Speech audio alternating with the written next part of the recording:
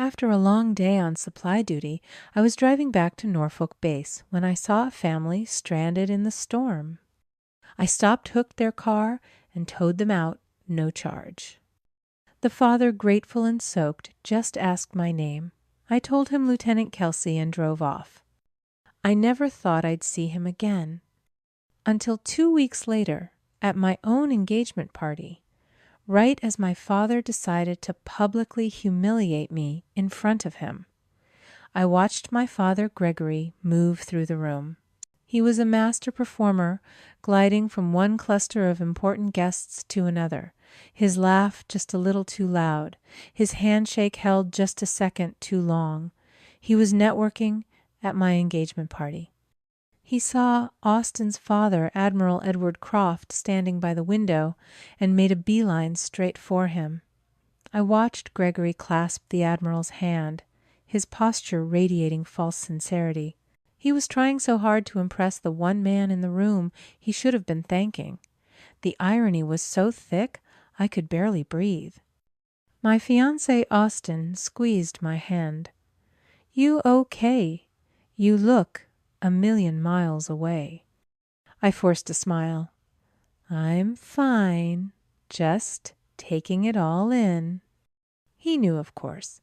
He'd seen enough of my father's casual dismissals to understand the tension, but he didn't know the full story. No one did. People often ask why I didn't just walk away, why I didn't scream or correct him or make a scene. They see the silence as weakness. They don't understand that my silence was a survival mechanism forged over 29 years. When you grow up in a house where every success is minimized and every mistake is magnified, you don't learn to fight back. You learn to become invisible. You build a prison for yourself that has no bars, just a deep, crushing understanding that your voice doesn't matter. It's the invisible chain of a survivor. You're not weak. You're just trapped in a psychological cage built by years of emotional abuse. My entire life, I had been taught that keeping the peace was more important than protecting my feelings. My role was to absorb the tension, to be the quiet one, to never, ever make a scene.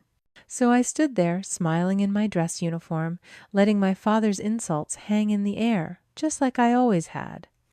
I watched him laughing with Admiral Croft, completely oblivious.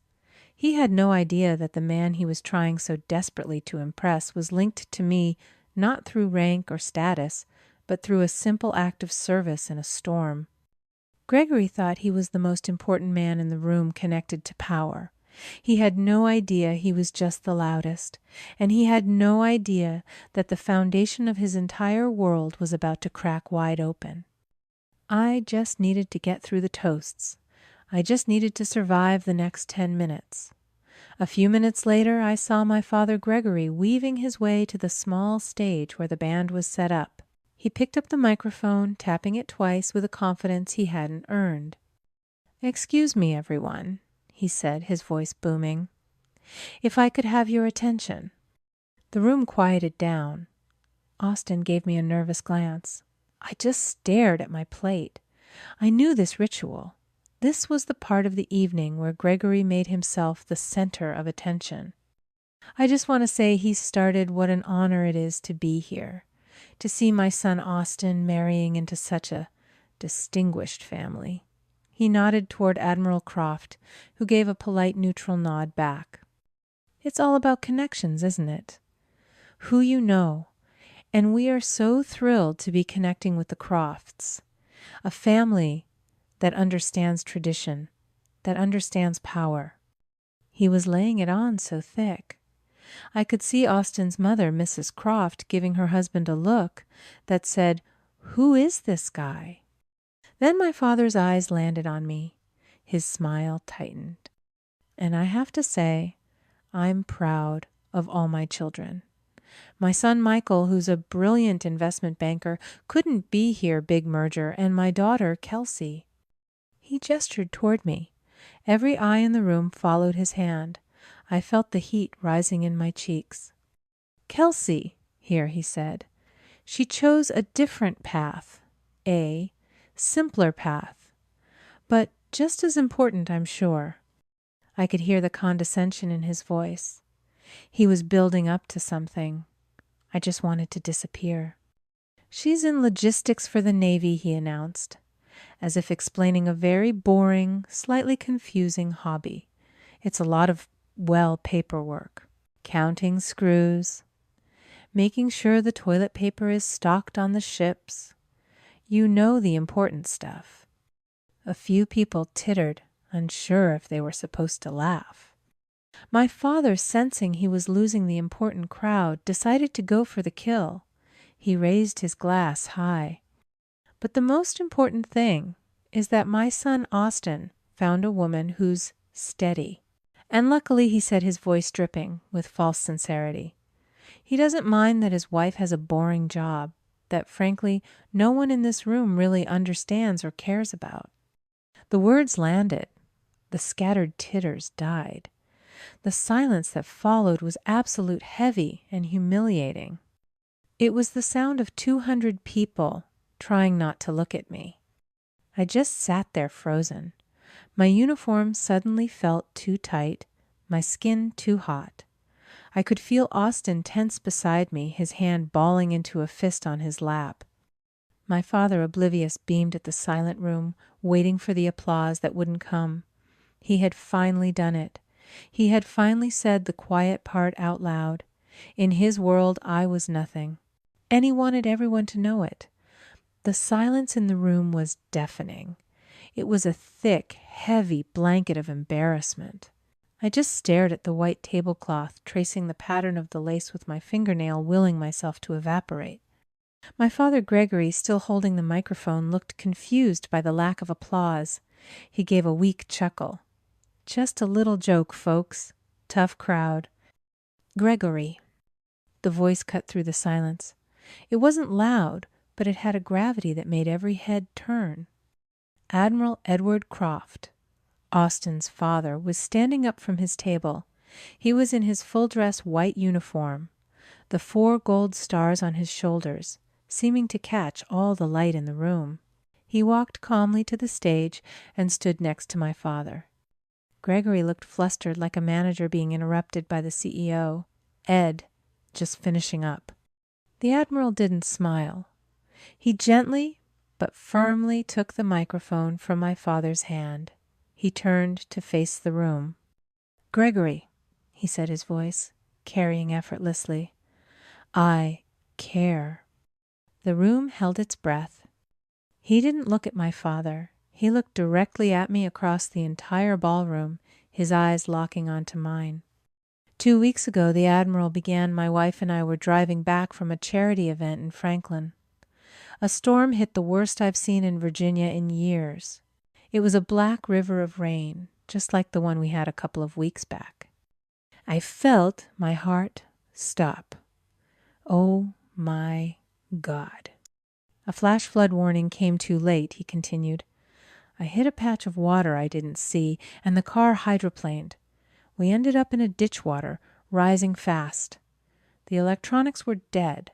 No lights, no phone. He paused, and the room was so quiet I could hear the clink of ice in a glass across the room. We were stranded for nearly an hour. Cars just kept passing. No one could see us. I was genuinely concerned. He looked over at his wife, who was watching him with tears in her eyes. And then through the rain, I saw the headlights of a Navy supply truck. It stopped. A young officer got out in the pouring rain, soaked to the bone in seconds, and checked on us. She didn't hesitate. She hooked her truck to our car and pulled us out. She saved us. My father was staring at him, his face pale confusion, warring with a dawning, horrifying understanding. I tried to pay her, the Admiral said. I offered her everything I had in my wallet. She just shook her head. She said, "That's not what we do, sir. Just get home safe." She didn't know who I was. I was just a civilian in a flooded car. He turned his gaze back to me. I asked for her name as she was leaving. She just smiled and said, "Kelsey, sir." and then she drove off back into the storm to finish her supply run. He held my gaze. So, Gregory, you'll have to forgive me, but I care about her job. I care deeply about her counting screws. Because I'm standing here tonight, my wife is standing here tonight, because Lieutenant Kelsey was doing her boring job with honor. I couldn't breathe. It was him. The man in the flooded car, the kind eyes, the voice full of authority, even when he was stranded. It was Admiral Croft, and I had no idea. I looked at Austin, who was staring at his father, then at me, a look of pure, astonished pride on his face. He hadn't known. This wasn't some planned setup. This was just the truth. My father Gregory opened his mouth, but only a dry clicking sound came out. His face had gone from red to a sickly mottled white. He looked at the Admiral, then at me, then back at the Admiral, the connections finally firing in his brain. The man he'd insulted was the savior of the man he was desperate to impress. "Well," Gregory stammered, trying to muster a laugh. What a coincidence. Small world, eh, Ed?" Admiral Croft didn't smile. He still held the microphone. "It's not a coincidence, Gregory," he said, his voice still quiet, but now it cut like steel. "It's character." He turned back to my father. "You're right, her job is logistics. Do you know what that means? It means she's the one who makes sure a surgeon has blood plasma in a field hospital. It means she's the one who ensures a ship has fuel in the middle of an ocean. It means she's the one who drives a supply truck through a hurricane-level storm to make sure her base is ready." He took a step closer to my father. "You said no one here understands or cares about her job. You're wrong on both counts. I understand it, and I care. Because the boring work she does, that commitment to service, that honor, that duty to help someone stranded in a storm, even when it's not her problem, that is the very definition of honor." He looked back at me, his gaze softening. "That is the character I am proud to welcome into my family. I am incredibly proud," he said, his voice ringing with conviction, "to call her my daughter-in-law." He set the microphone down on the table, the small thud echoing through the silent room. My father. He just stood there. He looked destroyed. His public performance, his attempt to build himself up by tearing me down, had backfired in the most spectacular way possible. He didn't try to laugh this time. He didn't say another word. He just deflated. He slowly, mechanically sat back down in his chair. His self-destruction was complete, and he had done it all to himself. I looked at my father Gregory. He was just staring at his plate. He looked small, a man built on a foundation of noise and bluster, who had finally been met with silence. And in that silence I felt nothing. No anger, no triumph, just quiet. I had spent my entire life, 29 years, desperately trying to earn the approval of a man who didn't even know how to spell the word. I had contorted myself into a smaller, quieter version of myself, hoping that if I just caused no trouble, if I just stayed invisible, he might finally see me. But he never did. Then I looked at Austin, who was beaming at me, his eyes shining with a pride that needed no words. And I looked at Admiral Croft, a man I'd known for exactly 2 weeks, who had defended my honor more fiercely than my own father had in my entire life. I realized in that moment that I had been begging for a seat at the wrong table. I was trying to get into a house where the doors had always been locked to me, when a new one had been built for me right next door, its doors wide open. Family isn't just about the blood you share, it's about the respect you're given. It's about who shows up for you, not just in the good times, but in the storm. Admiral Croft stood up again, and this time his smile was warm, genuine. He raised his glass not to the room, but to me. To Kelsey, he boomed, "A woman of honor. Welcome to the family." And the entire room, all 200 guests, stood up. They raised their glasses to Kelsey. The sound washed over me, and for the first time in my life, I felt truly, completely seen. This story, I know, isn't just my own. This is for you, for every person who has ever felt like they were on the outside looking in at their own life.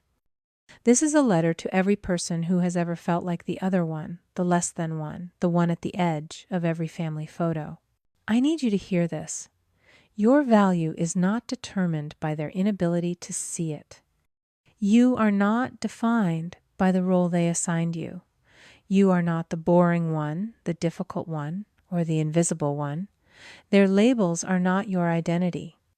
Family is not supposed to be a battlefield where you have to fight for scraps of love. It shouldn't be a place where you have to shrink yourself to make others feel big. Real family, the kind you build, the kind you find, is a place where you are celebrated, not tolerated. A place where they see your strength, even when you're quiet, and especially when you're driving a truck through a storm.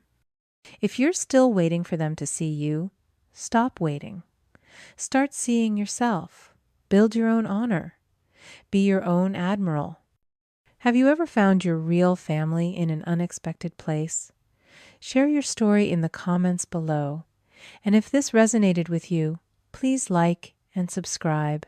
You are not alone.